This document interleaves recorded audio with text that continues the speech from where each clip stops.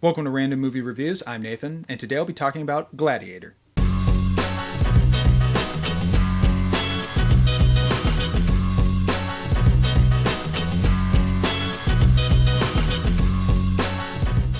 So I am talking about Gladiator because obviously Gladiator 2 is now in theaters, and the reception that the film has garnered has been somewhat mixed, leaning a little bit more positive.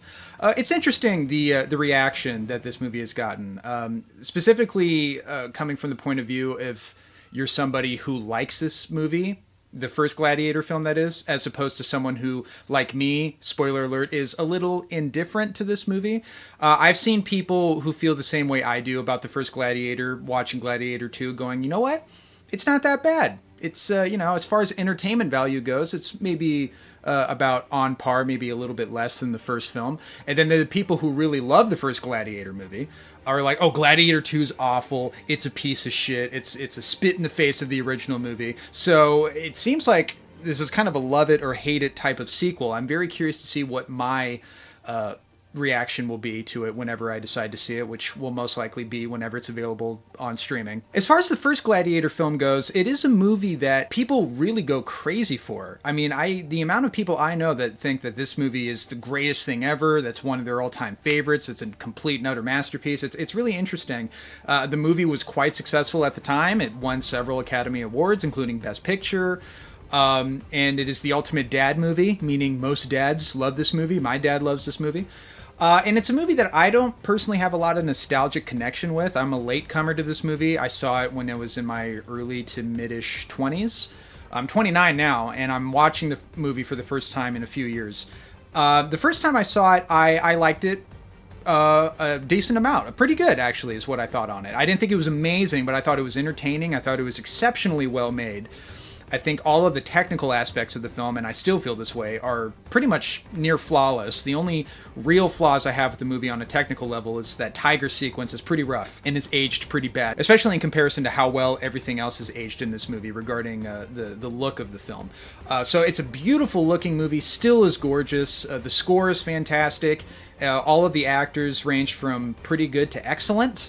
So, I mean, what's not to love? Well, the story itself is a bit bland, and as far as like the emotional attachment I have to this movie, I don't really have any while watching the film. It's all very surface level. The drama, the action, the tension, it's all very surface level entertainment. It's fine, it's serviceable, I like it, but it doesn't like get to the core of me like it does to some other people, I guess. But before I get into specifics, we'll do a brief overview of the plot. I assume most people have seen this movie, but, for those who may not have, it's very, very simple. The film revolves around a Roman general by the name of Maximus, his full name being... My name is Maximus Decimus Meridius. He is Rome's greatest general, and the emperor wants him to be his successor when he passes over his son, because he doesn't feel like his son will be right as a leader. The son being played by Joaquin Phoenix, known as Commodus. A lot of fun names in this movie. And the father's absolutely right. Commodus is a complete and utter scumbag, but Joaquin Phoenix plays the role perfectly. He gives probably the best performance in this movie. Genuinely very, very hateable. And that's what you want in a villain. Especially in a revenge movie like this. You really want to hate the villain. And so him being so dislikable and scummy and smarmy and incestuous, I mean, all of this leads to most people going like, oh yeah, that guy's a piece of shit. So that's what you want. So Commodus, obviously realizing that he's going to be stepped over as being the successor to his father, decides to kill his father. Death by hug to the chest. He smothers him with his chest. It's very very, very hardcore. That's a scene that stands out, certainly. He after he kills his father, he then immediately takes the reins as the emperor and wants to have Maximus killed. But Maximus ends up escaping, but unfortunately his family ends up getting brutally killed, his wife and his son. Burned alive and crucified, actually. So not just killed, but like genuinely tortured. So it's pretty hardcore shit. He then gets abducted and forced into slavery, where he will become a gladiator. And he climbs his ranks through gladiator battles. He becomes kind of a hero to the people of Rome, to his fellow gladiator brothers. All of this so he can get up to the ranks where he can come face to face with Commodus, getting his revenge. And that's the movie. Very straightforward, very simple. And I think my problem with this movie isn't so much that the plot itself is simple. There are plenty of revenge movies where the plot is very bare bones, straightforward, and they're excellent. There's nothing wrong with that. But the problem is that all of the characters in this movie, specifically that of Russell Crowe's character and Joaquin Phoenix's character, they're just as straightforward as everything else in the film is. And to me, what separates a great revenge movie from a okay to maybe substandard revenge movie is the morality that our hero has to face by wanting to get revenge. Because revenge is something that we shouldn't want. It leads to bad things. I mean, there are plenty of movies that talk about the emptiness of revenge. I can't think of another movie more brutal in that deconstruction of revenge than the film Old Boy, which is like, in many ways, the most anti-revenge movie ever. That's a rough movie, but it is utterly brilliant. So the revenge movies that I like aren't as like, Old Boy is one of those movies where I like it. I don't feel the need to rewatch it all the time. But I'll take another example like Kill Bill, which is a movie I rewatch all the time. The character of Beatrix Kiddo, she is a very morally flawed, morally gray character in that she has a brutal past of being an assassin, a paid killer, who ends up wanting to leave that life behind, wanting to start a normal life. But of course, she already had a relationship with Bill, and so when she leaves Bill, he feels betrayed. And when we get to the climax of Kill Bill, and Kill Bill Volume 2, it's a brilliant subversion of the classic revenge showdown in that it's two characters talking. They're talking, and we get to really get to the core of these characters and where they feel like they went wrong in their relationship, where they felt like they went wrong as individuals. And it's like, it has a power and a punch that I think is missing in Gladiator because, like I said, the characters are super straightforward, very, very two-dimensional, if you will. Russell Crowe, Maximus, is the perfect hero. He's pretty much perfect in every way. Everybody loves him. Everybody respects him. He's a badass. He has no real challenges to overcome in terms of battle. He's just awesome at everything. And then Joaquin Phoenix, although he does the character very well, he plays the character very well. Joaquin Phoenix is basically, I'm a jealous, entitled, rich emperor prick, and I want everything to go my way. I have a dictator-like complex, and there's not, but you know what I mean? Like, there's not a lot to him. Like, okay, you're super evil, you're super good.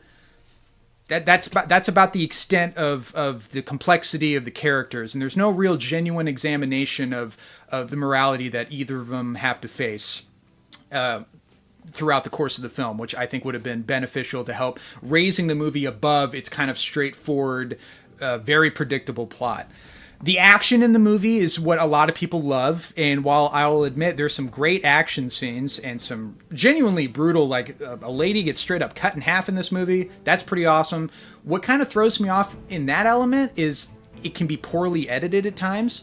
And there's a thing that Ridley Scott does a lot where he uses shutter speed. For those who may not know, shutter speed is like kind of this janky looking effect that you can get from the camera by changing the frame rate. I've seen it used effectively. Like a great example is like in Saving Private Ryan when Tom Hanks is on the beaches of Normandy. And it's to show how disorienting and horrific and psychologically damaging battle can be. When shutter speed is used in Gladiator, it doesn't really have a purpose in that sort of sense. It's meant for visual flair, and it looks kind of terrible, especially when you overdo it, and he overdoes it a lot in this movie. And this was kind of the era where action movies, they didn't want to show the action. They wanted to do quick, close edits of the action, which has aged kind of poorly in my opinion. It would have been better if the action was more choreographed. You could see things a little bit more clearly. There's just a lot of quick cuts in this movie that kind of undercuts the epicness of the action, in my opinion. But there's also a lot of great action moments that I think is a lot of fun. And, the Gladiator stuff, all in the Colosseum, with the exception of the tigers. I mean, it's very entertaining. Are you not entertained? No, I am entertained when I watch that. So that stuff is all good. I just wish this movie had a little bit more depth, a little bit more maturity in the themes it was trying to explore. I mean, the way I look at this movie, and I may be in the minority with this, I most definitely am, because people, like I said, think this is the greatest movie ever. It's okay. I like it. I don't love it.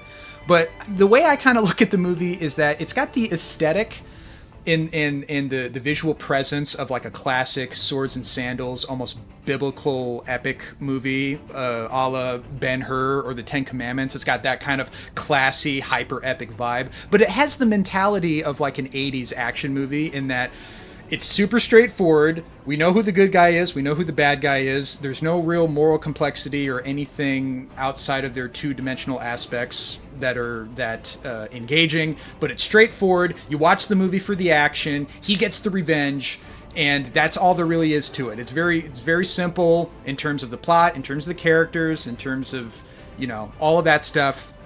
It's very just kind of almost bland, I would say. I think with this, like I said, what this movie is missing is like some genuine examinations of the elements that are going on in this movie and the obstacles that our characters are facing. That kind of goes into the other problem is that whenever this movie slows down, because there's a lot of moments where there is an action and it's trying to flesh out the story, it's hard for me to engage on any sort of meaningful or emotional level because, like I said, everything in this movie is very surface level. There's not a lot of meat on the bone of this movie. It's very straightforward, and I think that's why the film has such mass appeal with a lot of people.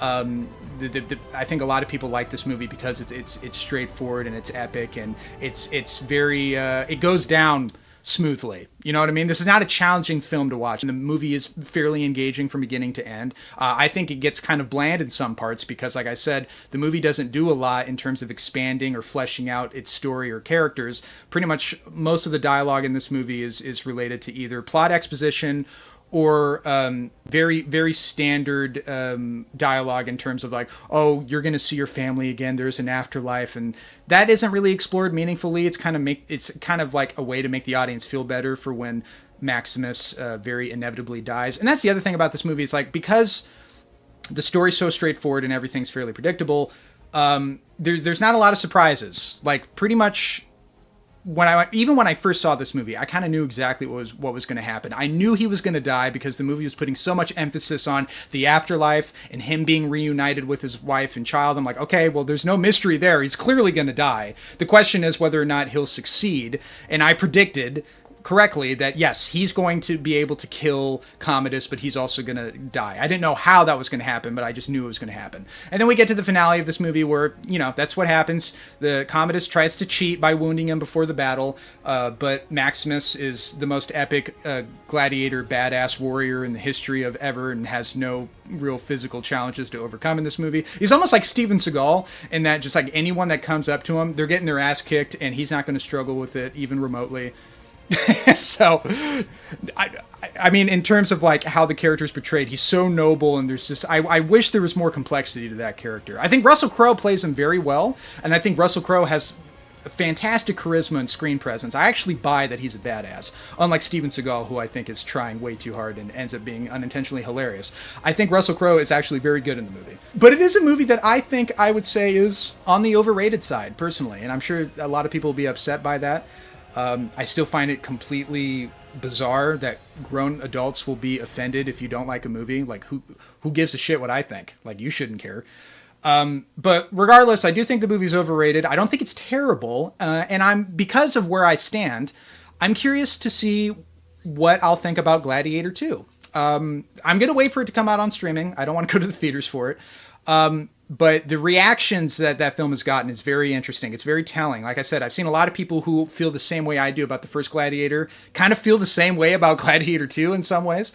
And then the people who love Gladiator and think it's one of the greatest movies ever hate Gladiator 2. So we'll see. We'll see. But let me know what you guys think. Do you think I'm being too harsh on the movie? Do you think I'm completely missing the more thematic elements that the film's trying to explore that I feel like doesn't go deep enough? Let me know in the comments below whether or not you like this movie, you love it. Whatever disagreements go in the comments, all I ask is that we be respectful. But as always, thank you guys for watching.